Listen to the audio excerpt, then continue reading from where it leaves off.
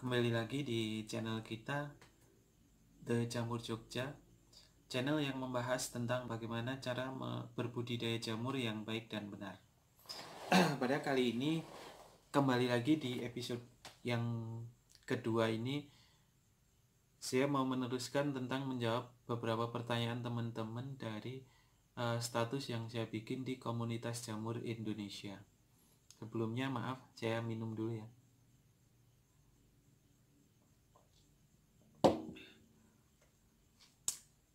Ya, mungkin saya meneruskan tentang pertanyaan-pertanyaan dari teman-teman semua. Ini pertama dari Girih Saputra, kendala saya buang di pengepul. Ya, memang kadang dilematis. Pengepul itu nggak mendukung kita untuk maju. Jadi dia hanya berpikiran bagaimana mendapatkan barang kita secara murah tanpa berpikiran bagaimana kita terus berkembang. Jadi di sini kita bisa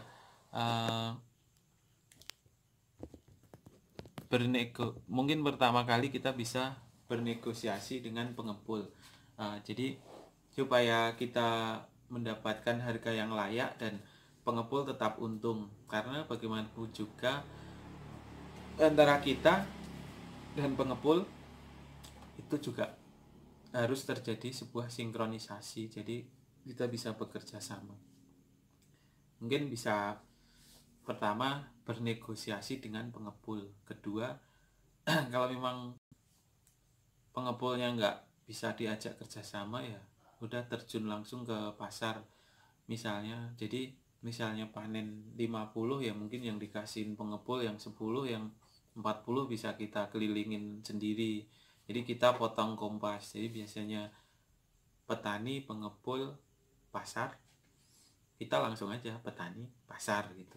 Ya mungkin harus meluangkan waktu yang mungkin tidak sedikit, atau misalnya harus bangun lebih pagi, karena memang itu konsekuensinya ketika kita pengen harga yang lebih tinggi. Tapi ketika pengepulnya mau menaikkan harga yang lebih layak atau lebih pantas, ya udah, masalahnya selesai. Karena beda angka 1000 aja untuk yang misalnya per hari panen 200 kilo, kalau misalnya 1 bulan itu udah mungkin bedanya sekitar 5-6 juta, kan lumayan. Seperti itu.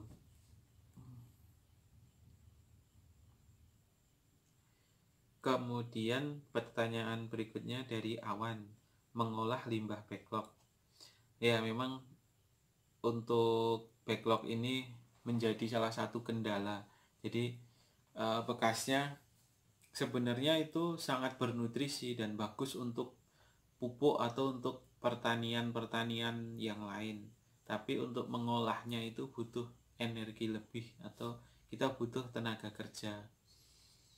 Kalau yang kami lakukan itu untuk sekarang ini cuma saya kasihkan ke orang. Jadi harusnya saya untuk bongkar itu misalnya satu kandang sekitar 1 jutaan, ya udah langsung kita kasihin ke orang.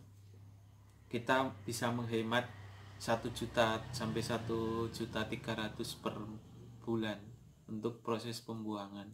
Tapi kalau misalnya mau dibikin pupuk, dibikin media cacing, dibikin apa lagi ya, dibikin briket arang, itu juga bisa. Itu alatnya juga ada. Kalau untuk yang sekarang cuma saya kasihkan ke orang. Kalau misalnya mau diolah lebih lanjut, bisa dipecahi, kemudian dipisahkan plastik dengan serbuknya, kemudian teman-teman bisa mencampur dengan pupuk kandang, kemudian difermentasi. Paling sekitar 10 hari sampai 2 minggu itu udah cukup matang. Pras Japra bagi-bagi ilmunya, ya ini baru proses. Semoga kita bisa belajar bersama dan maju bersama. Pak Mutiara Jamur Tiram Padi lah, itu guru saya. Halo. Kemudian Mutiara Car Wash, bagaimana cara usaha jamur dengan sistem bagi hasil? Bila ada kawan yang ingin berinvestasi dengan kita, bagaimana presentasi bagi hasil yang sama-sama menguntungkan? Mungkin kalau saran saya, misalnya mau kerjasama, jangan dimasukkan ke dalam proses produksi, karena core bisnis kita ada di proses produksi backlog. Jadi mending misalnya mau kerjasama atau ada orang mau kerjasama, ya udah disuruh aja budidaya, kemudian kita bimbing.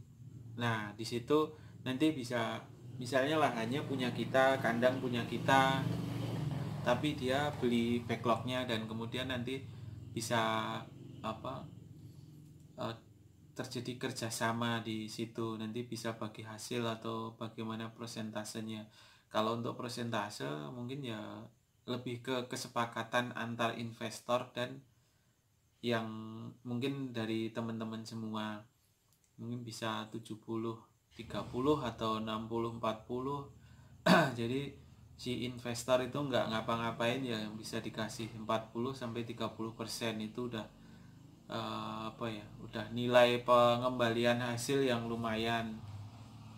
Cuma kita juga harus berusaha untuk supaya dalam proses bagi hasil itu sama-sama hasil. Jadi kita eh, saran saya masukkan di dalam budidaya. Jadi proses budidaya juga kita harus ini, proses budidaya yang lebih apa ya, lebih bagus, lebih hati-hati. Dan nanti untuk backlognya juga kita harus membuat backlog yang berkualitas, jangan asal putih.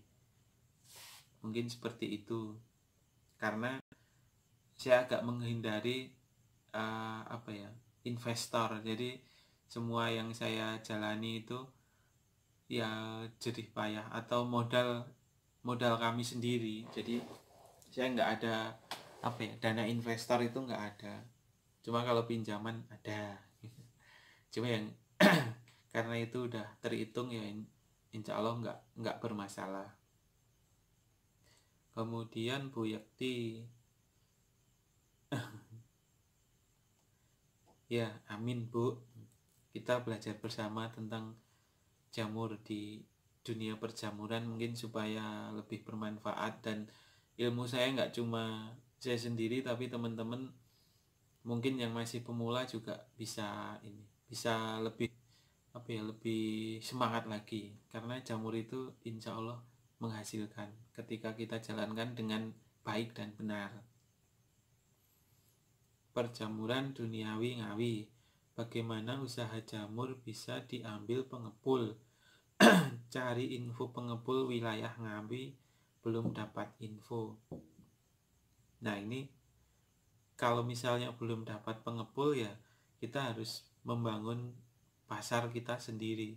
Sebenarnya ini menjadi salah satu potensi atau salah satu apa ya, peluang kita untuk ya udah kita aja yang menjadi pengepul. Nanti hasil dari teman-teman itu kita ambil. Dari situ kita nggak harus budidaya terlalu banyak, tapi kita tetap mendapatkan hasil. Teman saya itu ada, dia hanya, ya nggak hanya, tapi dia juga produksi backlog dan budidaya, tapi dia juga jadi pengepul. Jadi di situ ada margin sekitar 2000. Dia ngambil dari petani itu antara 200 sampai 500 kilo per hari.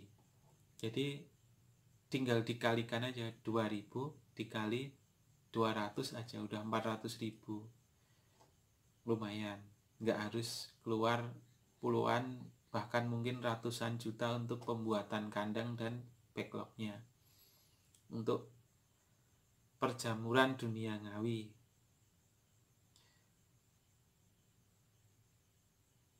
Kemudian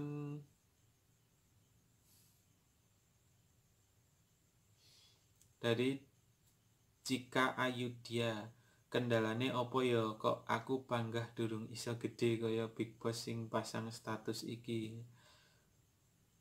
Ya, saya nggak tahu kendalanya Mbak Cika itu apa. Mungkin karena apa ya, keyakinan aja, keyakinan kita bisa besar.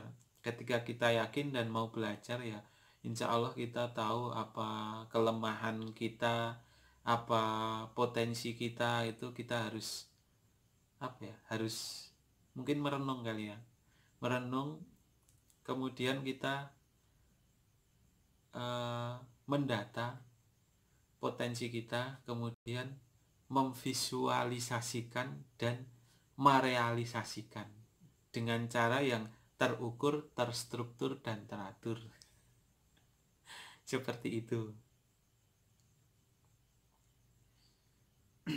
Kemudian Pak D. Sugeng nih, Sugeng Kunir. Oh, enggak bertanya. Yes, salam. Kemudian Sandi Wijaya.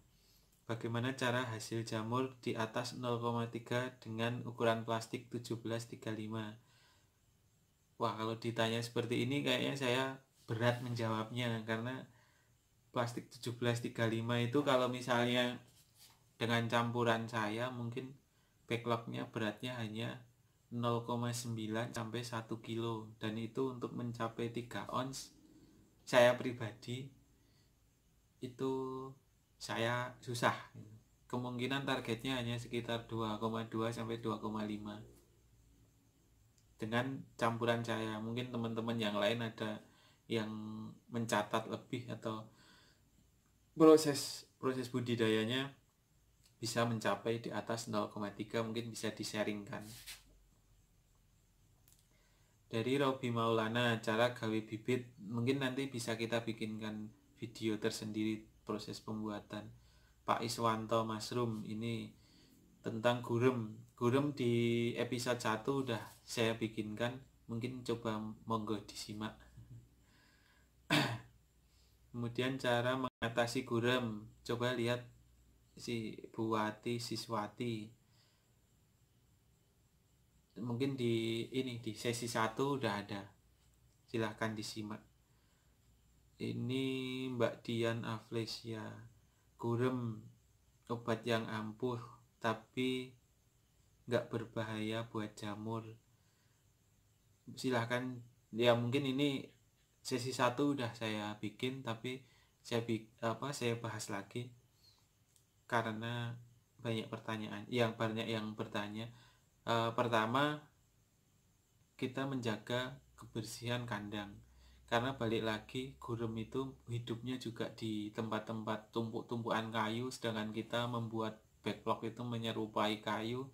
Jadi gurem datang itu udah menjadi sebuah keniscayaan, tapi bagaimana kita mengcounter kedatangan pasukan gurem itu supaya nggak mengganggu backlog kita. Salah satunya kita menjaga kebersihan, yang kedua kita menyemprot insektisida, dan kemudian kita memasang perangkap serangga. Perangkap serangga di sini kita bisa menggunakan lem seperti itu. Kemudian Pak Aman Ana atau Bu Aman Ana ini, bagaimana perhitungan budidaya jamur? Apakah kondisi di lapangan sama seperti perhitungan di buku? Di sini saya nggak tahu ini jenengan baca buku-buku dari mana, seperti apa, tapi gambarannya kalau di tempat kami untuk per 1000 backlog itu hasil rata-rata untuk yang normal ya. Saya nggak berbicara dengan yang nggak normal, maksudnya bukan kontam, bukan kegagalan karena banyak hal itu, tapi ya rata-rata petani itu sekitar menghasilkan uang sekitar 800 sampai 1,5 juta dengan asumsi harga backlognya 2.200, kemudian harga jual jamurnya 10 sampai 12.000. Itu saya hanya ngomong di tempat saya. Kalau di tempat lain mungkin harga jamurnya lebih tinggi, mungkin hasilnya insya Allah lebih tinggi, seperti itu.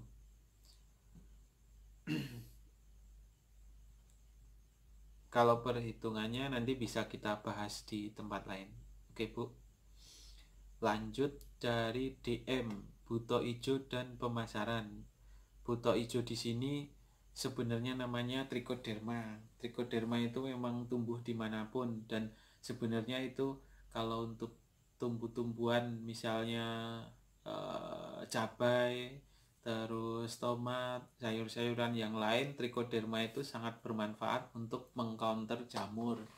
Cuma kalau di jamur tiram memang bisa membuat kegagalan, karena kalau misalnya bibit kita yang lemah, nanti tiramnya nggak akan tumbuh seperti itu. Kalau buto ijo itu lebih ke proses pemasakan atau sterilisasinya dimaksimalin, proses pembibitan jangan sampai kena tangan kita, karena tangan kita kadang mengandung gurem, apalagi yang yang inoknya nggak cuci tangan itu kotor. Jadi keringat yang kena bibit kadang bisa membuat hijau, jadi hindarilah itu. Kemudian backlog yang berlubang karena lingkungan kita mungkin nggak steril, jadi bisa membuat itu juga membuat hijau juga. Kemudian Haryo Wibowo Mas Rio, piye carane bisa jadi juragan? Wah, ini ya pertanyaan yang susah, tapi mungkin rekrut aja satu karyawan, nanti jenengan udah jadi juragan, itu jadi bos. Lanjut lagi ya. Kemudian Bayu Cahyono, buatin video cara basmi hama Mas, sama perawatan backlog. Silahkan tonton di YouTube channel saya Jamur Jogja, itu ada perawatan backlog. Kemudian pemasaran kalau misalnya belum ketemu pengepul, silakan pasarin sendiri aja, dengan kalau misalnya kapasitasnya masih belum banyak. Jadi bisa kita datengin aja pasar satu persatu, kemudian kita ketemu dengan pedagang-pedagangnya. Nanti juga kalau misalnya pedagang satu belum mau, ya pedagang dua. Kalau misalnya pedagang dua belum mau, ya pedagang tiga. Yang penting jangan putus asa, semangat. Karena untuk maju tidak cukup yakin aja, tapi harus semangat. Oke?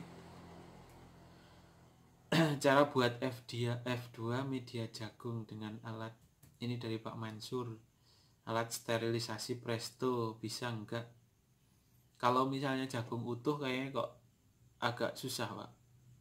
Karena tingkat sterilisasinya kalau untuk jagung utuh memang harus tinggi. Karena kita tahu jagung itu mengandung protein yang lumayan tinggi, dan di situ sangat disenangi oleh bakteri dan jamur.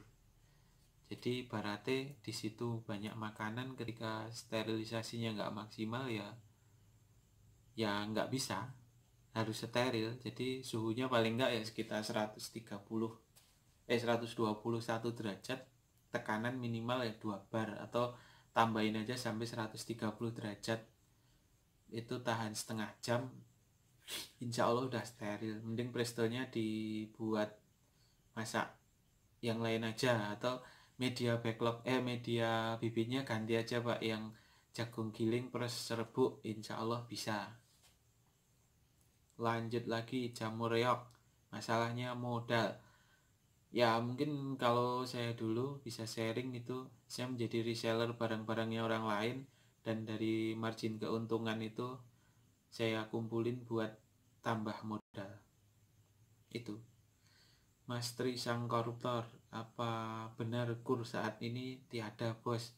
Wah, saya bukan karyawan bank dan saya nggak punya kur, jadinya nggak tahu. Coba hubungi aja BRI atau bank-bank yang menyediakan terdekat.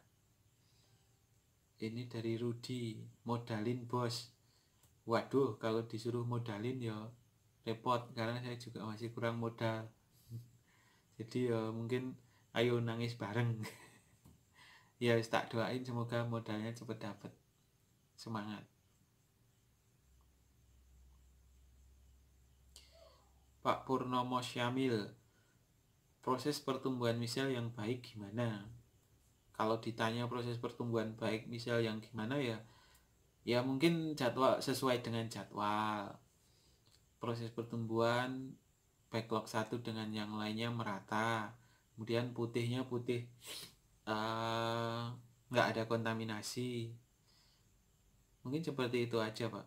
Kalau misalnya ditanya lebih lanjut prosesnya seperti apa ya nanti bisa di video episode 1 kayaknya udah dibahas tentang proses produksi backlog.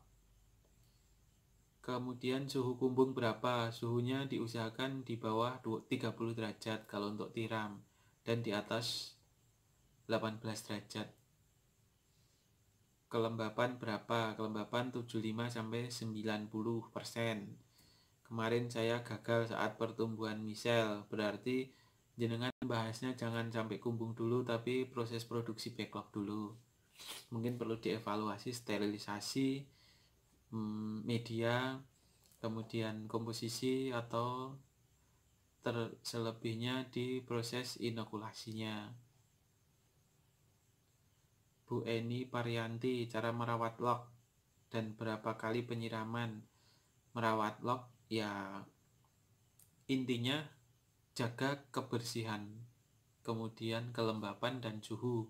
Caranya ya mungkin disapu, kelembapan disemprot, suhu disemprot, seperti itu. Untuk berapa kalinya disesuaikan dengan iklim yang ada di tempat jenengan.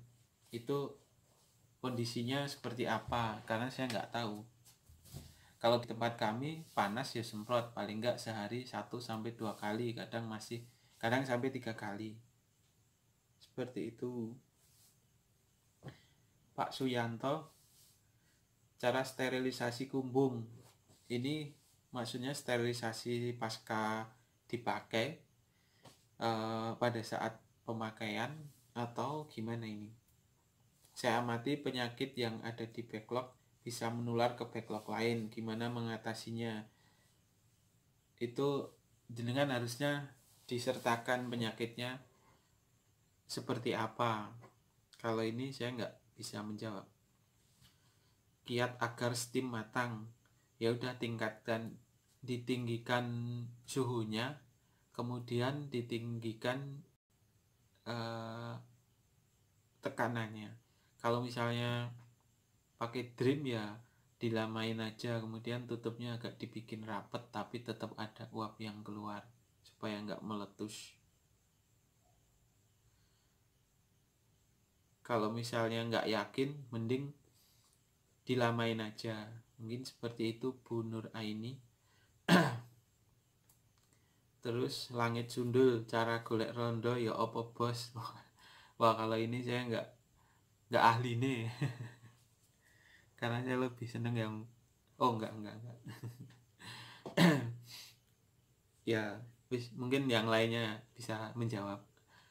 Kemudian Pak Nur Sandi Jamur, masih banyak gagalnya. Gagalnya seperti apa? Harusnya disertakan, nanti bisa kita bahas lebih lanjut.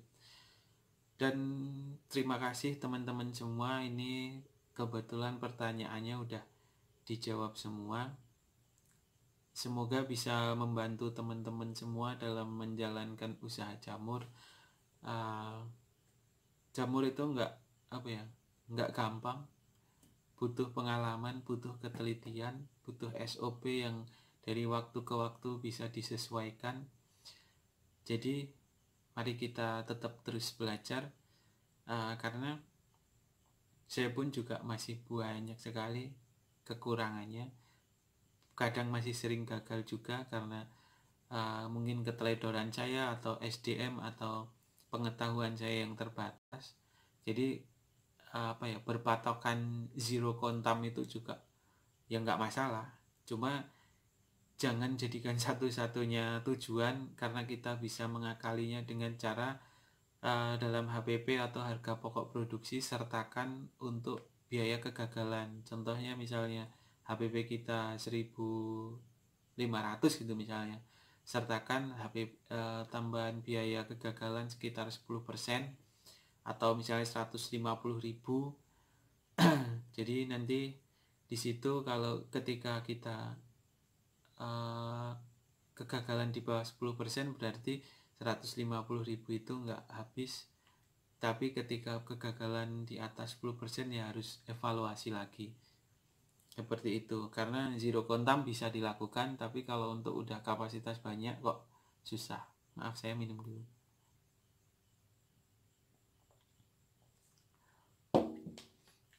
tapi bisa dilakukan.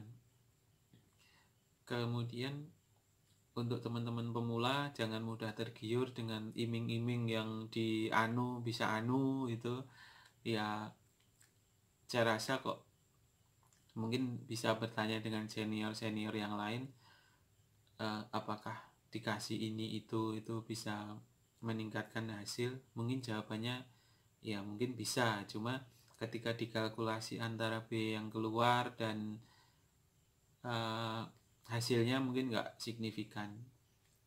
Yang pada intinya kalau di tempat kami hanya menjaga satu kebersihan, kelembapan, dan suhu. Nah, dari ketiga cara ini, bagaimana cara mencapainya, teman-teman mungkin bisa belajar sendiri-sendiri. Tapi pada intinya jamur itu membutuhkan yang saya sebutkan tadi itu. Oke, sekali lagi jangan lupa subscribe, like, komen di bawah. Banyak pertanyaan silahkan komen di bawah. Dengan senang hati, kalau saya bisa akan kami jawab. Kalau misalnya nggak bisa, nanti kita bisa pelajari lebih lanjut lagi. Itu aja teman-teman semua, jangan patah semangat, jangan putus asa, terus berkreasi di dunia perjamuran ini, karena saya yakin usaha jamur ini sangat menguntungkan. Tidak hanya untuk ya mungkin saya, tapi teman-teman semua pasti bisa. Kalau misalnya masih ada banyak pertanyaan, bisa kita nanti bahas lagi, silahkan komen di bawah. Cukup sekian. Wassalamualaikum warahmatullahi wabarakatuh. Oke, salam perjamuran. Jangan lupa sholat 5 waktu untuk yang Islam, dan berdoa untuk teman-teman yang lainnya. Semangat, semoga berhasil dan sukses.